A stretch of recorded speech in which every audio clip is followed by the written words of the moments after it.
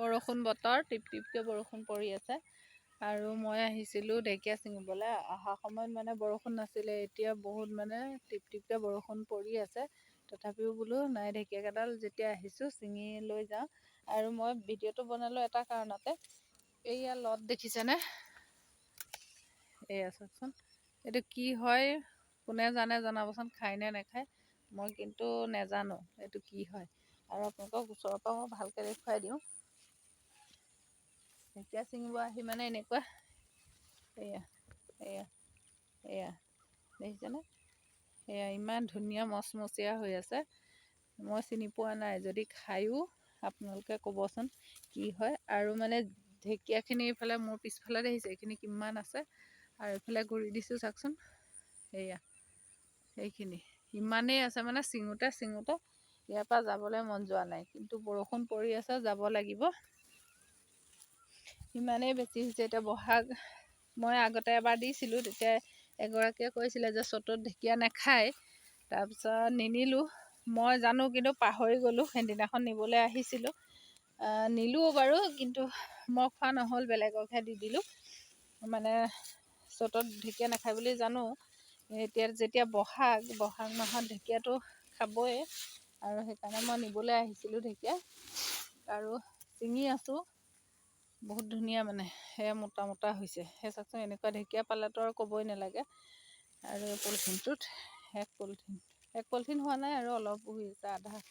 আৰু এইখিনি ছিঙি লৈছোঁ ঘৰত। অকলেতো নাখাওঁ, আৰু আছে বেলেগ মানুহো খুজিছে। তাকে ইফালে জ্বৰো, গাও ভাল নহয়, একদম পূৰা চৰ্দি জ্বৰ। দিনটো শুইছোঁ, আৰু এতিয়া বোলো নাই, মই অহা সময়ত বৰষুণ নাছিলে। ঢেকীয়া কেইটামান লৈ আহোঁ। মায়ে মানে ৰাতিপুৱাৰ পৰা কৈ আছে আজি ঢেকীয়া খাওঁ। সেইকাৰণে নিবলৈ আহিছিলোঁ। আৰু আহি লৈ পেলাই সেই বস্তুটো দেখিলোঁ, সেইকাৰণে কোনোবাই চিনি পায় যদি জনাবচোন, খায়নে নাখায়। যদি খায়, ইয়াত মানে বহুত আছে। আৰু তাৰ লগতে মই ঢেকীয়া লৈ গৈছোঁ। কচু পুলিও বহুত আছে। কচু নিনো এতিয়া, কাৰণ বৰষুণ বতৰত কচু খাবলৈ ভাল নালাগে, ঢেকীয়া খাবলৈও ভাল নালাগে। ঢেকীয়া এনেকৈ পাতবিলাকৰ এনেকুৱা দেখুৱাই দিছোঁ ৰ'ব, এনেকুৱা পাকবিলাক যে হৈ আছে, তাৰ ভিতৰত আপোনাৰ এই চীনাজোক সোমাই থাকে। সেইকাৰণে বৰষুণ বতৰত মন নকৰে মানুহে খাবলৈ। আৰু ময়ো এনেকৈ চাই মানে ড্ৰেইনৰ মাজত সাপ খোপ থাকে বুলিও ভয়। কিন্তু এতিয়া ড্ৰেইনত যেতিয়া পানী নাই, আমাৰ এইফালে ড্ৰেইনত পানী অহাই নাই, সেয়া শুকান ড্ৰেইন হৈ আছে। ড্ৰেইনত পানী নাই, সেইকাৰণে সোমাই লৈ পেলাই ঢেকীয়া ছিঙিব পাৰিছোঁ। আৰু ইমানেই ধুনীয়া।